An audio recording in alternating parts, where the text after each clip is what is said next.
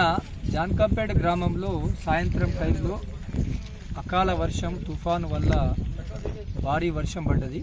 దీనివల్ల ఇక్కడ పీపీసీ సెంటర్లో ఉన్నటువంటి రైతుల యొక్క ఆరబెట్టినటువంటి వడ్లు కానీ అట్లాగే లారీ లోడ్ చేస్తున్నటువంటి దానికి కూడా చాలా వర్షం పడి నష్టం జరిగింది. సంచులన్నీ కూడా నానిపోయినాయి. చాలా తీవ్రంగా నష్టపోయిన రైతులు. ఈ అకాల వర్షాల వల్ల ఎప్పుడు వస్తుందో వర్షం అనేది తెలియనిటువంటి పరిస్థితి ఏర్పడ్డది.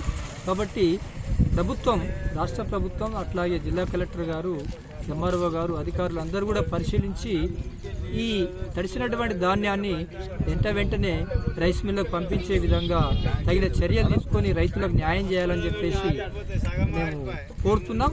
అట్లాగే ఈ వర్షాకాలంలో తడిసినటువంటి ధాన్యాన్ని, మరి ఎక్కువ తడిసినటువంటి ధాన్యాన్ని ఈ రైస్ మిల్లు కాకుండా బాయిల్డ్ రైస్ మిల్లకు కూడా కొంత కేటాయిస్తే రైతులు నష్టపోకుండా వెంబడెంబడే వెళ్ళిపోతాయి తడిసినటువంటి వడ్లు అని చెప్పేసి మేము తెలియజేస్తున్నాం. కాబట్టి ఈ ప్రయత్నాన్ని కూడా అధికారులు చేయాలని చెప్పేసి, బాయిల్డ్ రైస్ మిల్ కూడా కొంత కేటాయించాలని చెప్పేసి మేము ఈ సందర్భంగా కోరుతున్నాం.